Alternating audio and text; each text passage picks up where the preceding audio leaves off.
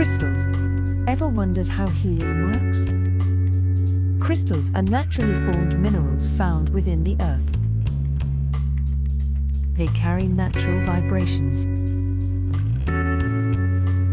That's why each crystal works in a different way. Some crystals support emotional healing, helping with stress, calmness, and self-love. Others are used to calm the mind. Certain crystals are believed to protect the energy from negativity. Some crystals help you feel grounded, stable, and connected to the present moment. There are crystals used to amplify energy and strengthen intentions.